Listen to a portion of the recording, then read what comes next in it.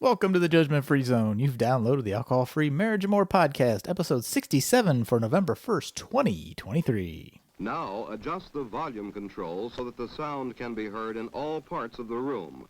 Recorded live from the cornfields of Central Illinois, you're listening to the Alcohol-Free Marriage Podcast with Matt and Amy. Come and learn and share a journey with two former craft beer enthusiasts who went from daily drinkers to teetotalers and basically never lost their love for their life together. Hey, a freak show! Hello there, children. Welcome back to your weekly freak show that is the Alcohol-Free Marriage and More podcast. I'm Matt, along with the always lovely Coach Amy. How are you, my love? You don't even have the microphone in front of your face. I just noticed this as I asked you the question. I'm like, why does it look weird over there? Your microphone's swung around. I hope you're watching that on the YouTubes. That would be worth. If you are watching that on the YouTubes, you are going to enjoy the look on Amy's face when she's like staring off into the distance. And no, you're also going to enjoy this episode and our interview with our friend who also suffers from ADHD. Details, people, details. Well, welcome back. As we said, kids, we appreciate you stopping back by the Alcohol-Free Marriage and More podcast. Yes, we have an awesome interview coming up with an organizational person, which, even if you're not an ADHD person like Coach Amy over there, is very helpful for a lot of us in this world. Amy, the Sober Summit is coming up. You can sign up still, right? Yes. Yes. You can sign up. Amy's link's down in the show notes down there in below. The show notes. Click down go there. To the link in the bio. If you follow my social media on Instagram, it is there's been lots of posts there. What's your handle there, Amy, on Instagram? It's Joy on the Other Side of Alcohol. That is #blessed. That is my link, or you can just search. I think you can just search my name. Yes, and there's also another But not that there's not a million Amy Edwards out on Instagram, but yeah. Apparently it's not an original name. Nope. Sorry. Yeah. But yeah, that's coming up. You're signed up. I'm signed up. Yes, it's November 8th, 9th, and 10th. It's a virtual thing. So it is free. There is an all-access pass if you're interested. I know there's special pricing on that right now, but you can actually have access to everything right now. Yes. Which is kind of exciting because I started to listen to one of them. If you go on the paid tier, right? Yes, the free tier. Yes. Free tier, you if watch you want live, the all kind of live access, you have it. You basically can get it now. You can start and carry yourself through the holidays with all of it. And there are some great freebies out there as well. And there is a Facebook group so you can get community. It really is really cool. It's really neat. And I'm getting to know some of the other speakers out there on Facebook as well. People are jumping in and giving support. And if you missed last week's episode, please, you can go ahead and tune into that one. Maggie is delightful. Yes, Maggie, the creator of the Sober Summit. Yes. So I don't know how good she is at organization, but we always ask. I think she's amazing at organization based on what I have witnessed and how she has sent everything out. She is very, very good with organization and sending everything to us, and it's always timely and professional. And yes. So. Well, we hope you had a good sober October. Maybe you're continuing on into your November. Yeah, make it a no November. Yeah, we'll find a way to rhyme it. Yeah. If you need a little extra help, the Sober Summit is probably a good route to go. That'll help you through the holidays and beyond. You know what? If you completely derail for the holidays, I think Coach Amy over here has a alcohol-free spirit in January, that's right? going to be starting in January. That's exciting, which is crazy because literally this is the last week of our October program, our 6-week program. And so that always makes me kind of a little bit sad too. It's like graduation. Kind of, but all the memories we made. Well, I think the other thing I want to tell people too is no matter where you're at on this, truly, I mean, journey has now become kind of like that word seasons, oh, we're in a season and that, but really it is. This is a ongoing process. It's not like it's a one and done. Right. When we learn things, it's repetition. And I just want to encourage everybody, remember when you see a little toddler and they're learning how to crawl and walk, especially the walking when they get up and fall down and get up Right. and fall down. They Right. just keep getting up, they keep moving forward, and that's what this is all about. If you, Right. that's why we're like data points or field research or whatever. It's not Yep. it's not day one. Yep. Yep. I totally agree, as you would expect. All right, quick, Jamie, let's do our drink of the week real yeah. quick before we get to our interview with Crystal. I'll allow you to go first because there's lots of fun okay. big words in your name of the Oh, beer. thank you. And you know how I do so well with big words. It's a what is it? Polyander? Pollyanner. A Weizen, Weizen Rattler. Rattler. By Weizen Vader. Weiser Radler. It's non-alcoholic, obviously, but it is. It's like a lemony kind It's of. like a lemon beer. Yeah, but it's not like like even different from a shandy. You though, think it's a shandy, because it's a but Weizen. it's not. It's more lemony. It is so. It's like a German shandy, maybe. It is, yeah, it I don't know. is so good. So. Yes. Definitely a winner. Totally. Let's Oh, and see. by the way, these are ones that I found. The cool thing about traveling too nowadays is a lot of these beers. Some are just not available here. Some are more regional or whatever. So when I traveled, I found these at the Hy-Vee in Des Moines, This Iowa. is actually brewed in Germany.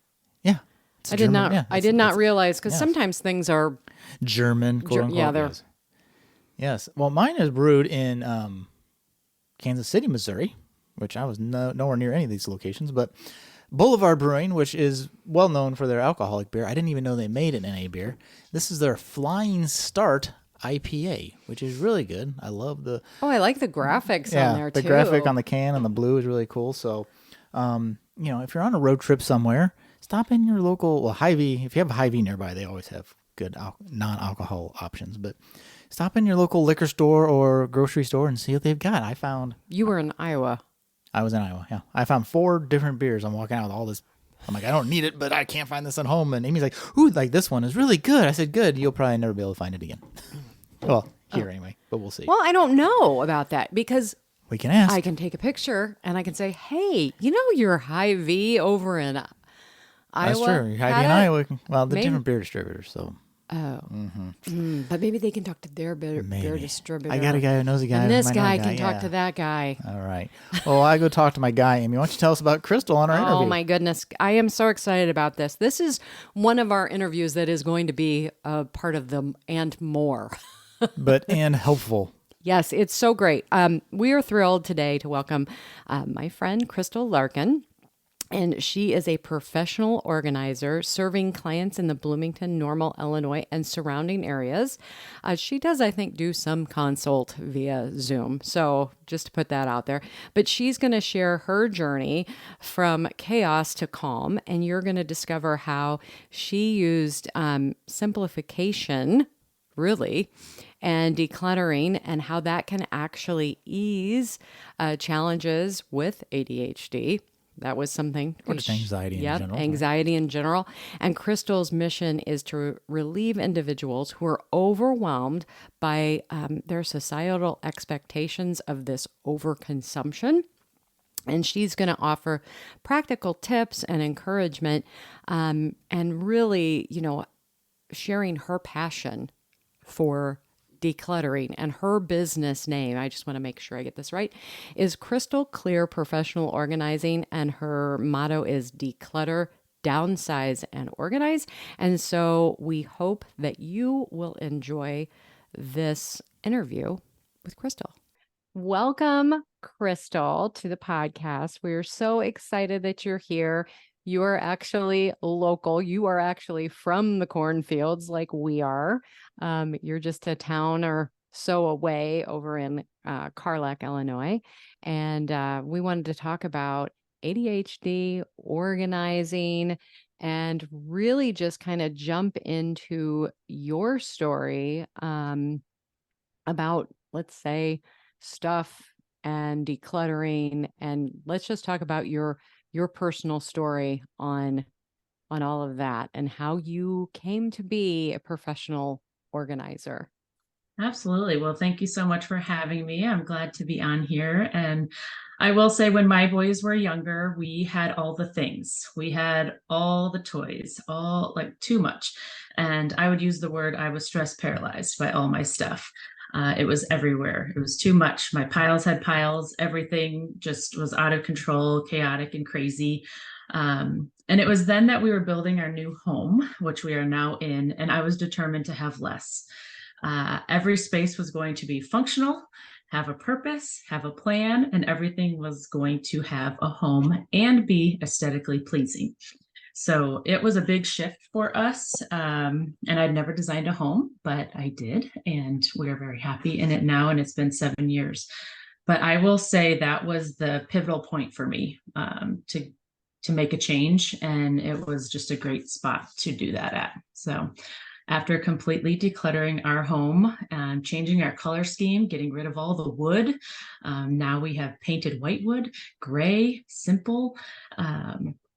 It became crystal clear to me. That's how I came up with my name. But to me, that I had a gift to share with others. It was then that I turned my passion into my profession, to help others clear clutter in their own homes. So that's like the quick version of that. Yeah. Yeah. And then because you started to do this, you cleared out your clutter. Mhm. And can you talk to us just a little bit about that process? I mean, you're designing a house, but you have you're paralyzed, like with all the stuff you have. How did you start to say it's time to get rid of this? And let things go. Yeah, Right. let things go. Because that's, I Yeah. think, a huge struggle for people. It is a huge struggle. And I will say I learned I needed calmer things, but I didn't know exactly why at the moment. I needed to live with less. I needed things to be more uniform in color. And I have anxiety. That's not a secret to many that know me, or they're not surprised to be learning that on this podcast. Because I cared too much about other things, and my brain was just too full of information and too full of the thoughts and all the things. And so I needed my environment to be calmer to be able to function and be my best self. So I just kind of made the decision that we were going to live with less. Started selling a lot of the things given to us when we merged homes, and my family had given us things, or it just wasn't serving us well anymore. And it was so freeing once we started to do that. And I saw space, and I saw it gave me a lot of freedom. And I wasn't so sad. Like some people are afraid to let go and the sadness that brings.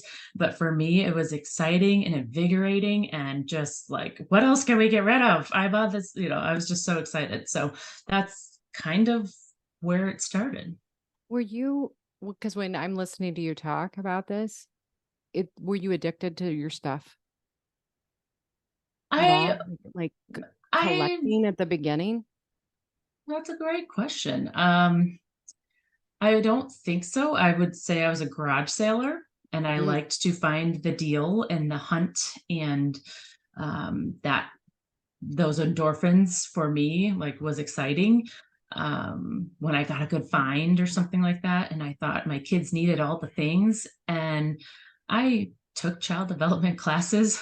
I know they don't need all the things. Like, it's actually overstimulating to them to have too much, and for all the colors and all the things. And so that's kind of where I was like, what am I doing to my kids? Like, this isn't fair to them either.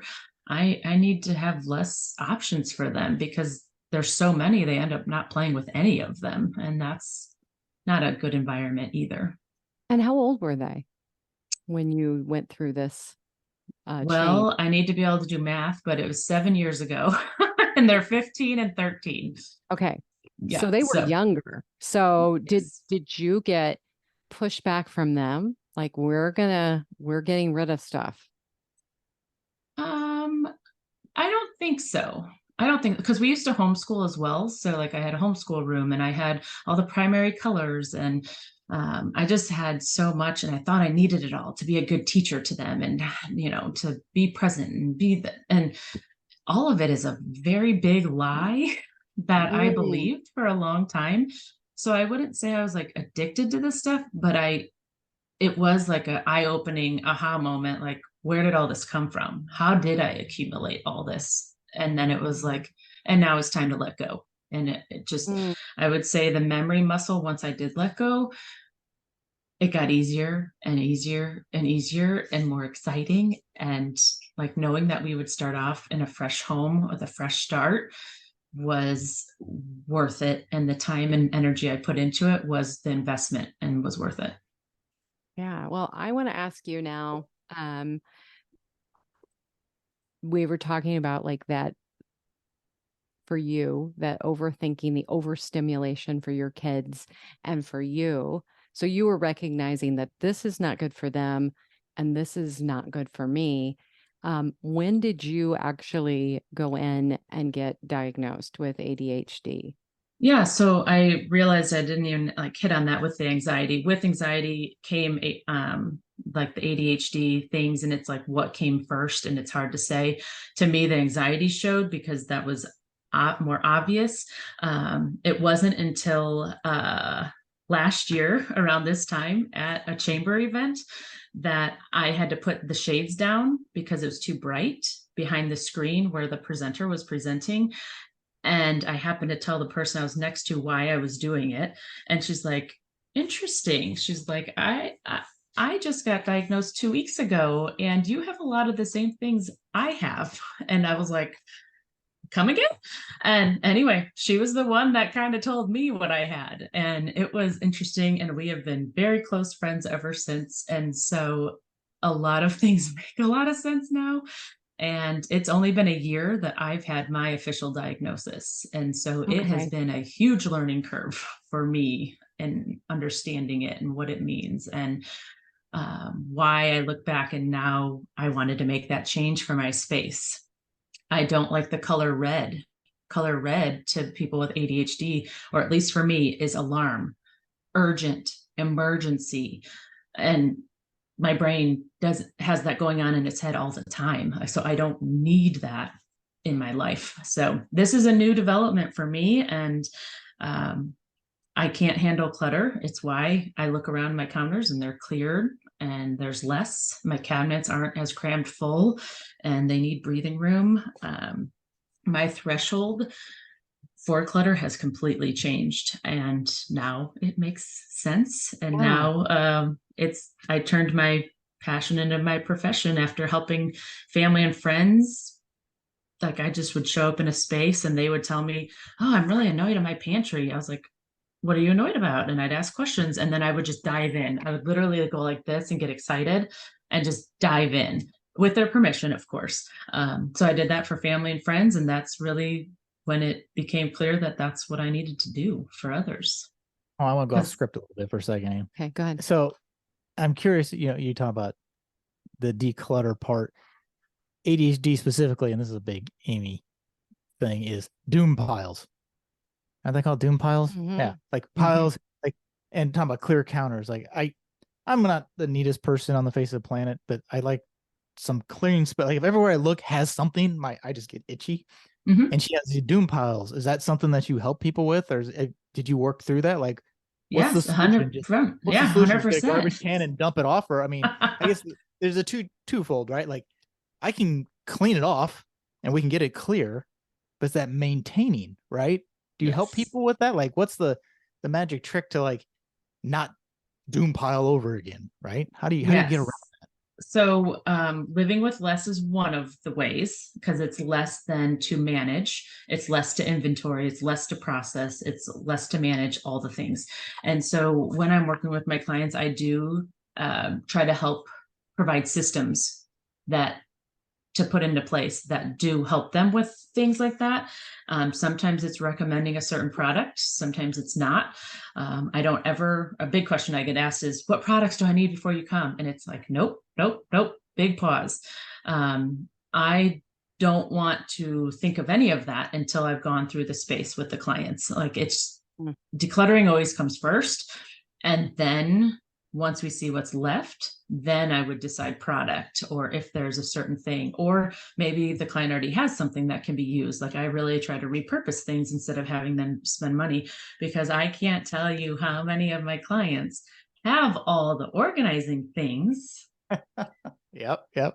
but they're not being utilized properly or correctly or at all. They're usually Right. piled up in the basement or something like that. So Mhm. I don't recommend product until we are completely done with the decluttering and know what's left and the home it's going to and where it's going to be, if that Which helps answer that.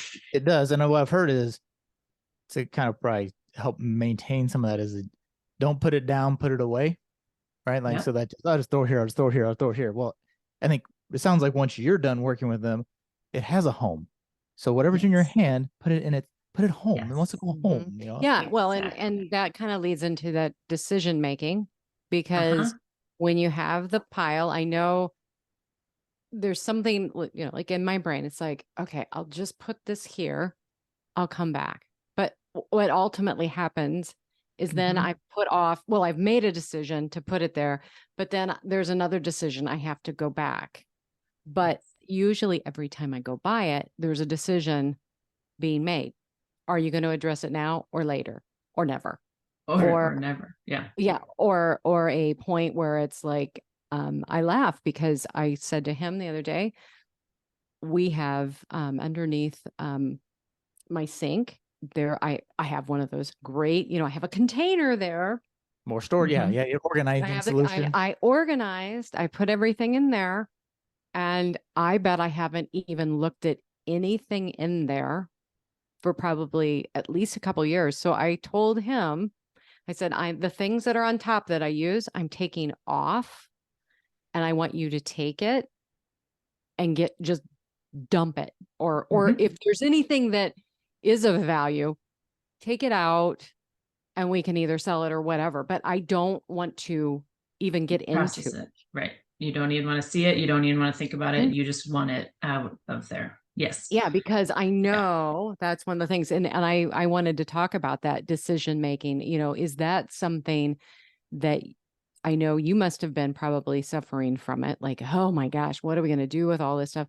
But how to work with your clients and just with people like, okay, let's make this Yes. simpler for you. Yes. Several, like myself, I am an overthinker big time.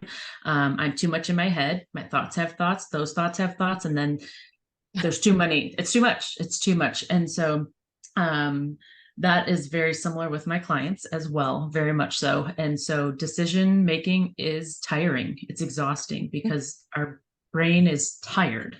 And so, for example, for me personally, getting dressed in the morning, we all have to get dressed each morning. And so I simplify my closet so that getting dressed isn't overwhelming. And so I have less pieces. I have more staple pieces. I wouldn't call it a capsule wardrobe. That is lingo for those with really less. I mean, I'm striving for that, but I don't have it yet. But I have simplified big time. I used to be a shopper, like I was the garage sailor or Walmart. Walmart, like it's in the clearance section for $1. Like, yes, yes, yes, sure. So I used to just buy those things without knowing if they served me well, if they fit, if they were my color code. So now I have learned my colors from Style Tips by Sherry. And so Yeah. I met her at Arts at Home. I'm sure you're familiar with her. Mm-hmm. So I follow that and put pieces together that way and mix and match with jewelry and things like that to accessorize that are much smaller. So I don't have to think as much about getting dressed. Same with mealtime. I eat the same breakfast every day and I eat the same lunch every day because I don't want to think about it. It's too many decisions to make and I don't want to make decisions. So I simplify that. And dinners we rotate, keep it simple. My husband cooks a lot, and I will say Sam's Club makes really delicious pre-made meals, and so that might be what's for dinner because it's simple and easy. And really, what I have learned to do is simplify and streamline things for in life. So that is a big part of ADHD for me and my story and many of my clients. And so I really am hands on with them each step of the way. We're focusing on a spot. I say I have a crystal clear process. And so each letter means something to me in my brain. Not that they have to think about that, but that's what I'm helping them through. And it's the same process in every space, to simplify even that process. So, yeah. Is the decision thing what keeps a lot of people from, whether they're working with you or just deciding to do it on my own, to organize a spot? Because like if I take like our back room of our basement, which could use some attention, I look at it and I guess part of me sees it as like, well, that's a lot of work. But the other part of me is like, I think you make a great point. I'm going to make a lot of decisions. Like I'm going to think about every single friggin' item in here. I'm like, nope, close the door. So is that kind of a barrier to people even wanting to get started? Of like, I have to look at all. I have to finally face up to what I've created, right? Yes. There's shame in that as well. Embarrassment. I'll go on the shame and guilt. I spent time accumulating those things. I've worked hard to be able to purchase some things. Right. I've spent time shopping for that. Some people, shopping is that shopping can be an addiction for some. And that is really, really hard when it accumulates and piles up, and then it's not serving anyone, staying in its bag with its tags on in a corner, piling up. And there is a lot of shame and guilt around clutter. And really, I know, Amy, you mentioned this and I meant to say it, but like really clutter is unmade decisions. So when you talked about that thing in your hand, you're like, I want to just put it down. I want to just put it down. I don't want to deal with it. I don't know where this home is. So I don't know where I'm taking it. So I'm just going to leave it here. It's unmade decisions is really what it is, which is why one of my biggest things is, after I've decluttered a space for somebody, the goal is to take it there right away. Where's the first place you think to look for something? Take it there right away. That should have been the system I set up as to where its home is, if that's the first place that someone thinks of. So we're not just putting it down. We're not touching it more than once. We are processing it in the moment, right then and there. And really, the other big hang up, like you mentioned, is being accountable to it, making the time and making it a priority. So that is really why I have a business. I mean, if everyone did this, I wouldn't have a job. I wouldn't have this as my profession, but it's a big struggle for many people. And actually ADHDers usually really struggle with organization.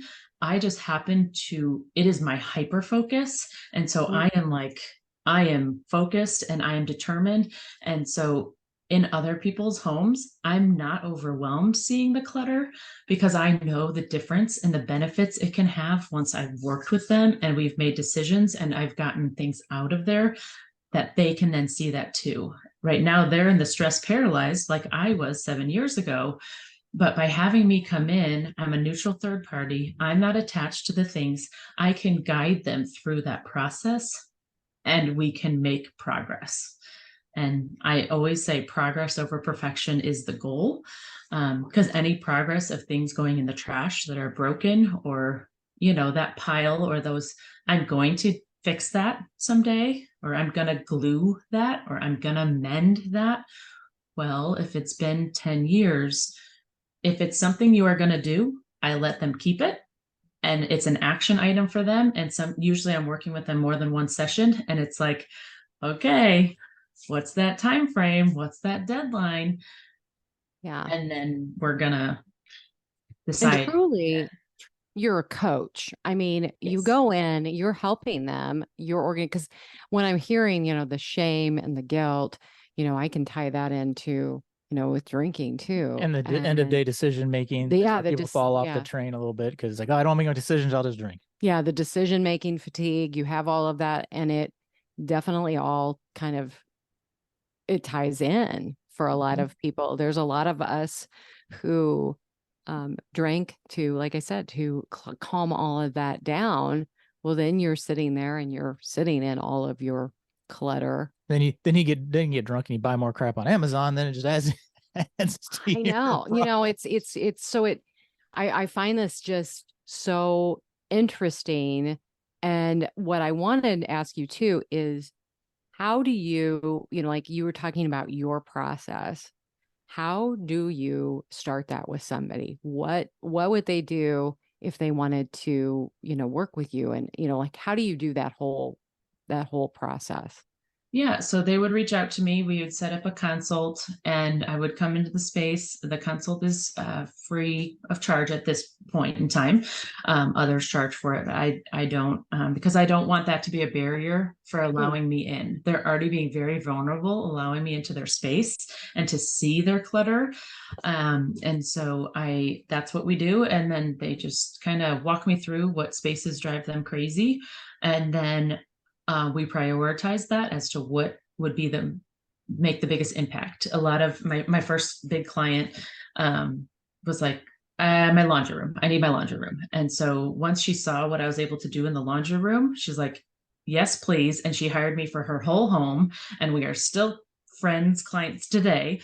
And but it's a huge trust issue, right? Like it's a big, like they have to allow a stranger to them possibly into their home to see their mess or their clutter or their disorganization. And so I take this very near and dear to my heart. Like I want to take down all the barriers. And so the consult, them getting to know me, trust me, see that I'm a safe, kind, loving person, that I'm not going to make them get rid of all their stuff. They ultimately get to keep whatever they want to keep. But if they hire me, like they hired me for a reason, they shared their goals with me, what they want the space to be. And so, yes, I want to sometimes call myself a professional declutterer more than a professional organizer, because the decluttering always comes first. But once they work with me on one space, we're usually doing multiple areas in their home for that reason, because they see that they're letting things go. I've been told by clients like, okay, I just went through this space last month. I did not get rid of that much stuff. Now that I'm looking at it, you're here, and now I have 4 large, big contractor bags. It's the motivation to have somebody to do it with. It's the accountability. Like we scheduled it, we made this a priority. They're investing in my services, and they're investing the time and energy, and we're getting it done. Yeah, that is great. Do you consult? You mentioned early on about when you were working on your house about the colors and the, simplifying all that. Do you consult or coach or talk to them about that too, if they're interested, or is that part of what you do? How does that play in? Is that more than just you throw it in the conversation like, hey, by the way, if you got rid of that wallpaper with the paisley print, you might have, So that is a really great question. I love how you picked up on that. I enjoy the staging and design, and I just have that knack. So if after working together it comes out or they ask my opinion, I will gladly share. I will, if they're going to paint, they're like, oh, I'm going to paint this room once we get it decluttered. Then I'm like, that opens the door, and I do offer suggestions at that time. I'm very careful about that, because I never want somebody to think I'm judging their space or that they need to make that kind of change. But if they ask and I have an opinion, I will graciously share that with them. And like I say in my client agreement, like this is all inclusive. Like it's coaching, it's hauling the donations away. I even load them up in my van and take them away for the client, because I don't want them to like sit there and still be clutter once they've made the decision to declutter it. And so I haul them away as well. But it is styling, it is staging. Sometimes I'm giving decorations of what paint color or what color curtains would be better or more calming or that kind of thing. So I do offer that as well. And that's just my opinion and life. Yeah. Yeah. I don't have a degree in it, but I enjoy it. And Well, I love it. What is the appreciation that you hear back, or what are the reviews, as it were, that you hear back from clients afterwards? Like, I'm so, my life is so much more organized or easier, or I'm so much less stressed because I've done this. My ADHD, maybe you do have ADHD, is more under control because you've given me systems and truly helped me organize. What kind of feedback do you get? I assume you get that feedback, right? Yeah, all of what you just said. Like I worked with everything, all of it. I had a client that I worked with a couple of years ago, and then another, and she's like, after our session, thank you, thank you, thank you. Hours later, thank you, thank you, thank you. I'm so much freer now. I feel lighter. I feel like I can breathe in my space again. Sometimes I get that right after the session. Sometimes it's a week. Sometimes it's a year. Someone's like, I still look around and can't believe what we were able to accomplish. Like, thank you so much. And so that just brings me so much joy. That melts my heart. That gives me goosebumps, God bumps, because I know what I'm doing changes lives. Like, I don't just change the space, I changed their life. Like, it is amazing the ripple effect it has on people, and then actually other family members in the home or family and friends are ready to get it. Like, I love getting a text saying, you inspired me after we worked together. I was able to then do the bathroom that was driving me crazy. So my job, my goal in every home is to work myself out of a job in every home. And that is truly why I have the clients do the process with me, so that they see the process and then can do it themselves and feel empowered and be encouraged and inspired to do it. So, yeah. I love it. Yeah, your service is a solution. You're not just showing up with a dumpster and say, throw your crap in there. No. Love Yeah. I try to provide the whole, there's a lot of coaching. There's some counseling in there too. I mean, because a lot of, it's interesting. I have my degree in family and consumer science, family relations. And so I never thought I'd be a professional organizer when I got that, but I have dealt with conflict in the home. I've dealt with trauma. A lot of clutter is sometimes trauma related, grief, loss, loss of self, what they used to be, their old self is what I call it. And now they're in a different season. Sometimes it's transitional. And I've really trained, like I trained for this in a way, and I'm just thankful that this is where it has led. I love that. I wanted to kind of talk a little bit now about, the motivation to help other women. Our culture expects everything of women now. Like, we have to do everything. We have to be, we have to put it all together. We have to be the perfect mom. We have to be the perfect employee. We have to, all of these things. And I want to know how you work with women in your organization, with organizing, because I think what happens, I know at least for me, there's hot spots, and I would call them hot spots in our house. It's like, I can't do this, and I'm doing everything else. I just shut the door. Yeah. What society has put on us and the pressure we also sometimes put on ourselves is too much. And I kind of say it like this, like, I am not a hairstylist, so I would go to a hairstylist to color my hair or do my hair. If I was in legal trouble, I would hire a legal professional. Like, that's a professional service. If I didn't like cleaning or physically wasn't able to do the cleaning, I would hire a cleaning person. Like, this is a service just like that. And I think when people think of it in that realm, then it's like, oh, okay. And some don't even know it exists, to be honest. Like, that's part of it. But once they do, it's like, there shouldn't be any shame and embarrassment in hiring a professional organizer to help you with your clutter or disorganization. Most of us are very kind, loving people that really want to help and make a difference in your life. And no shame, no blame. And I think some people are like, oh, I'm sorry, I didn't clean before you came. I'm so sorry. No, my job is to create less stress for you, like less stress. Like, you're not supposed to stress. And really, I want to see everyone's space how it is and what's working and what's not working. But I know how overwhelming it can be with clutter. And so if I can help women with that, I personally just have a natural ability to see through the clutter and find organization solutions that work for others. And what works for one person doesn't work for another person. But I just personally, as I've already talked about, know the benefits of clutter-free spaces and the impact. So if I can help my clients, I want to do that. And I'm going to share this real quick because I think this hits home with us.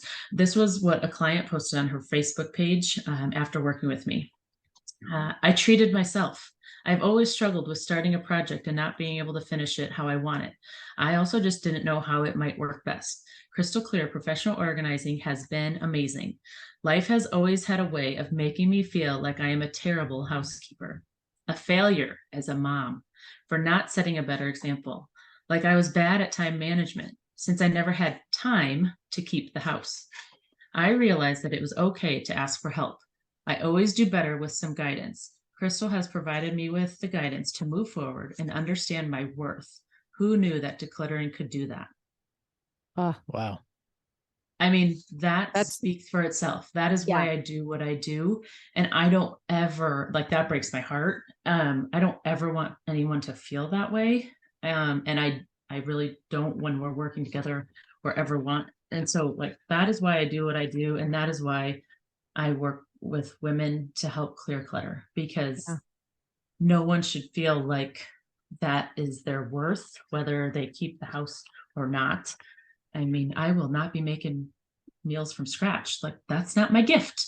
But give me give me clutter and I could make a difference. And so Yeah. Do you help coach? So I love that, you're the ladies' response and helping the ladies, but you have to be honest, right? Clutter is a team sport, right? mhm, Like any clutter in our house didn't come just from Amy. Didn't just come, right. our Right. kids are older, so we have a lot less clutter, makes it a little easier to manage now. That doesn't mean we have legacy clutter, right? Do you kind of coach the family too, or do you provide the lady or gentleman who hired you tips to how to coach the family, right? Because it's not fair to put it back on mom. All right, mom hired Crystal to come in. We're all nice and organized. Now, mom, it's your job to keep it. It's not all on mom, right? So do you give them tips or coach as a family unit? That is a great question as well. Typically it starts with women. Women are the ones that see it, or might be in the home more, or might be the one in charge of, keeping things organized and things like that. And so I have worked with men as well, and I still have some clients that are male. Um, what I say, it's a very delicate thing. If it's a female that reaches out to me, they are the ones frustrated by it. They are the ones annoyed by it. So we're going to deal with what they can process. So once we do that, Mm-hmm. then that's where I kind of mentioned that ripple effect. Like, oh, well, okay, now I want to work on my clothes and my side of the closet, or I want to work on my storage stuff, or this and that. So what I say is, you can only do your things unless the spouse has given permission for us to work on the other person's. Some have that say and some do not, and I respect that, and we don't touch it. But it is, then sometimes they hire me and their kid is around, like, hey, I want Crystal to work with you, and then I work with them through the same process that I helped mom with or helped dad with. And then it has to be their idea, though. It has to be their idea. And so I don't ever push decluttering on other people's things. I always focus on who it is that reached out that is being bothered by it. Because even if, say, it is a husband telling a wife, like, you need to declutter. If it's not the wife's idea, or they don't have the desire or want to, that's a huge barrier. We're not gonna make the progress they want to see. They have to be in the right mindset. Mindset is huge. They have to be in the right mindset for a change and be willing to let go. If people aren't willing to let go, I truly don't want to work with them yet, because they're not going to see the progress that they want or expect if they decide they want to keep everything. And it's why I do a consult, to see where they're at mindset wise, and how, like, no, I'm really ready, Crystal, it's time. I want you here, yesterday.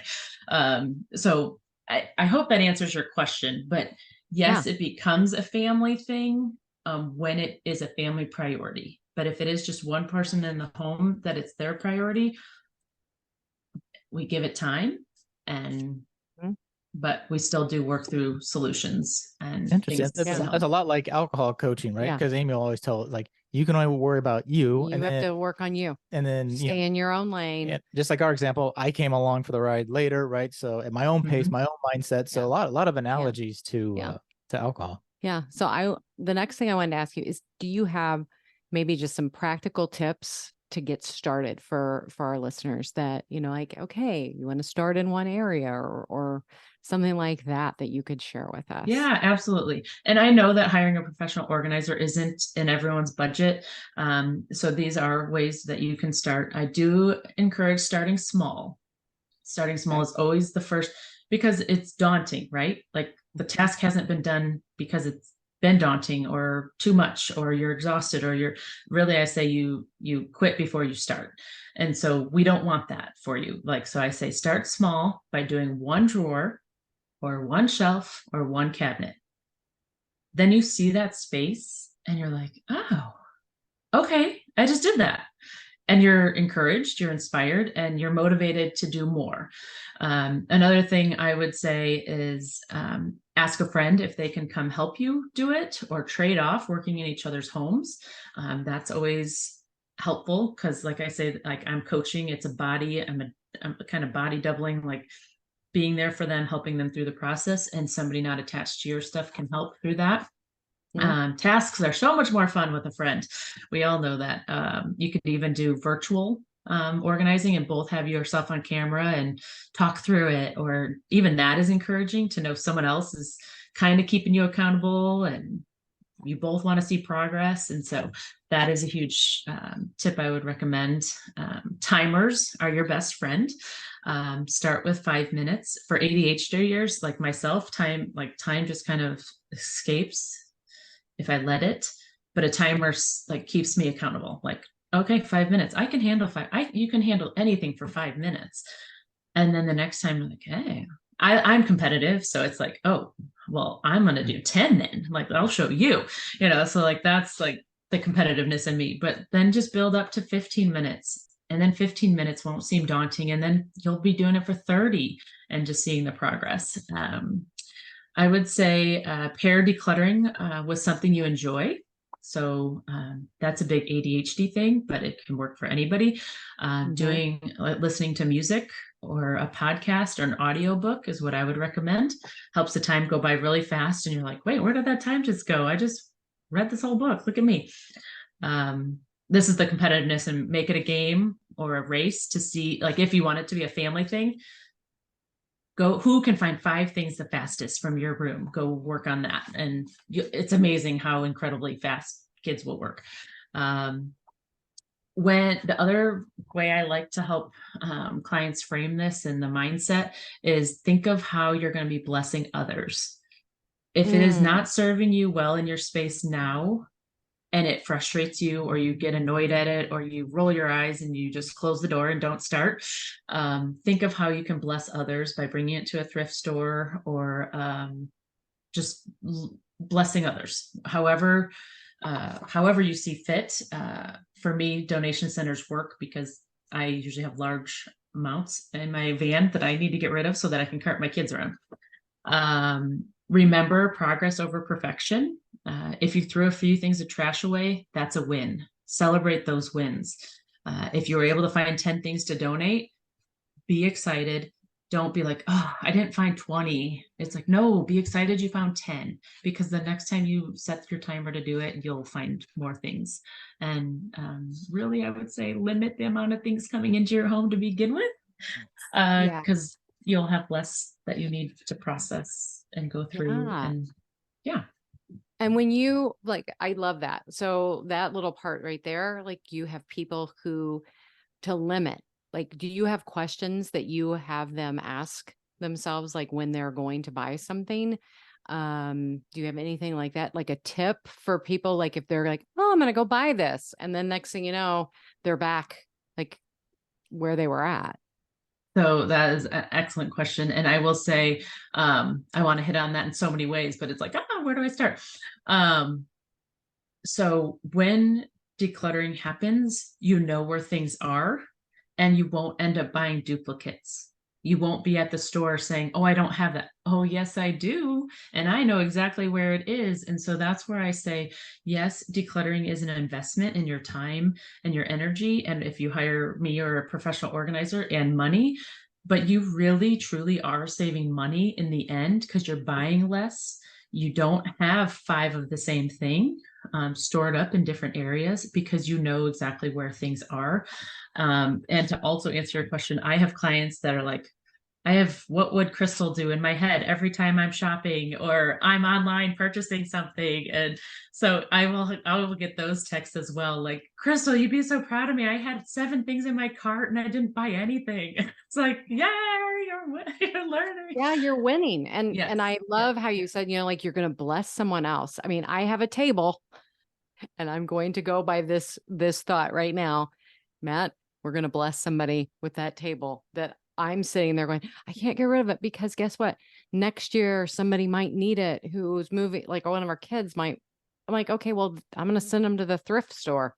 Right. Go buy a table for $25. I don't need it anymore. It's not gonna be better than this crap. Yeah. So it's just such a blessing to hear that. And I wanted to ask you a couple of things because I know, this is the more part, we having you on our podcast, but I wanted to ask you a couple of things because for you, you're somebody who has lived your life pretty much alcohol free. You really don't drink. And I wanted to ask you, first off, because for Matt and I was like, oh, wow, someone who never really had a desire to drink. Can you just kind of explain a little bit why you really never pursued, I guess, alcohol? Yeah, I will say when I was a really young girl, my dad did used to drink. He doesn't now, thankfully, but like I would smell it on him and I would be disgusted. I didn't like the smell of alcohol or beer he was drinking. And I just like it made me nauseous. And a lot of that has to do with ADHD and possibly autistic things, like things that smell or sounds and lights and all those things. But that's a whole nother topic for another day. Yeah. And then in junior high, I had friends that were doing things, and my dad always said, "You are who you hang with," and I didn't understand that. But then I truly did. I had a friend that was so drunk in junior high, he was drilling his palm of his hand, and I was like, "What are you doing? I don't understand what is happening right now." And he was not in his mind. He didn't know what he was doing, and he was affected by alcohol. And I just had said, I kind of want to have a clear mind and be judgment for, like not have that clouded judgment. And the real big thing that really hit it home for me was in junior high as well. One of my best friends was killed by a drunk driver, and it was his own mom that was drunk. And I was the last one to talk to him on the phone before going to that thing. And I was so young, and to have that such a tragic trauma related thing happen, I was like, and having to live with that for the rest of her life is like, I don't ever want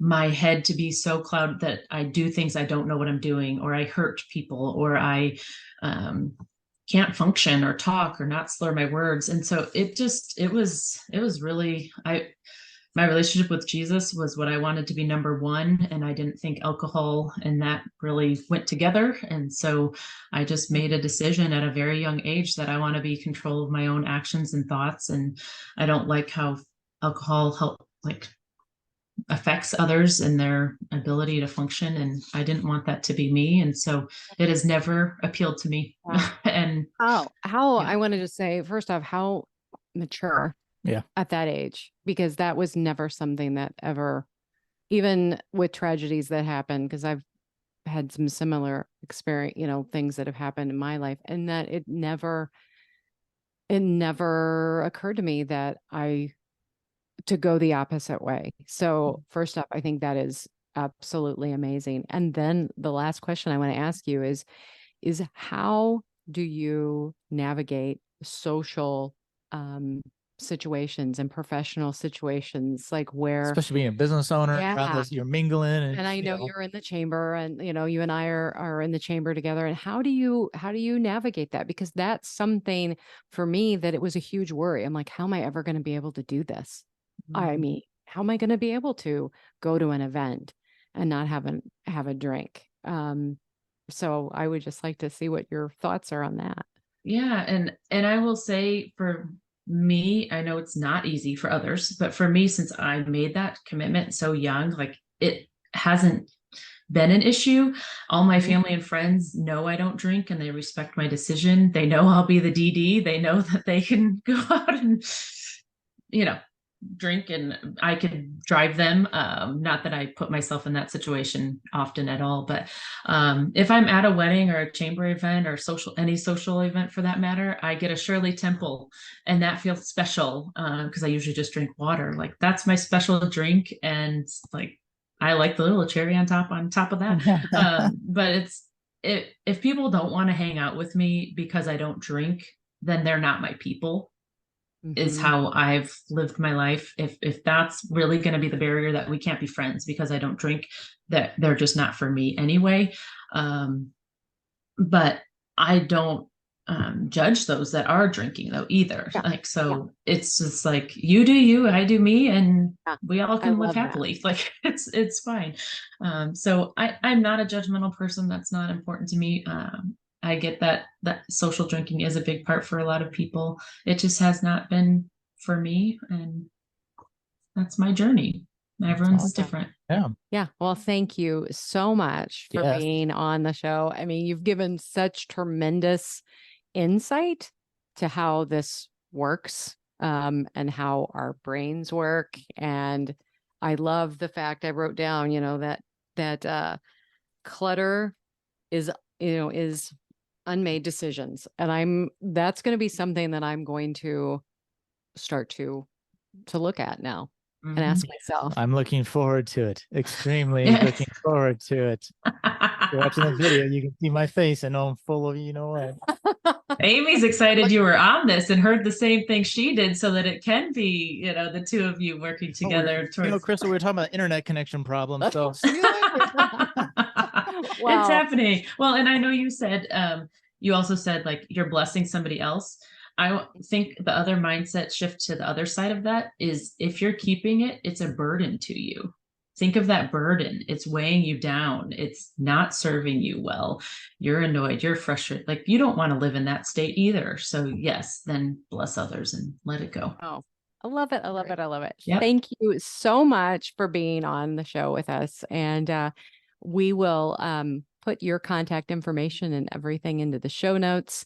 And hopefully we'll send some people your way. Well, thanks so much for having me. I greatly appreciate it. I've had a great time. Well, thank you, Crystal, for being on the Alcohol-Free Marriage and More podcast, being part of our And More. That I was like, I'm ready to hire her right now. I know. I my favorite thing is the third party intermediary person. Like it's like she brings a skill and she's also a referee. Yeah, and I just really like how she does have, she has a system. Yes. And I hope you got some tips out of this, because I know when I listened to her on another podcast, it helped me come home and be able to go, because I think we touched on that with the dooms piles. Yes, doom piles. Yeah. And it's like, oh, okay. And you have to give me some credit. That one pile area has gotten one pile at a time. It has gotten better. So thank you so much again to Crystal, and we hope that that we can send some people maybe your way. Yeah. I mean, especially, at least you're going to get 2 people coming your way, hopefully after the first of the year. I'm like, yes, we're signing up for this for sure. How many hours can I buy? Yeah, maybe we could have her come back and she can, maybe we'll have to do a vlog on that. There you go. Yeah. We'll vlog it. Can we get a discount? Because we get tens of viewers on those. So, all right, kids. Well, thank you for joining us this week on the Alcohol-Free Marriage and More podcast. We'll be back next week with another fun-filled interview. Until then, I'm Matt, along with Coach Amy, wishing you peace and love from the cornfields, and we are out.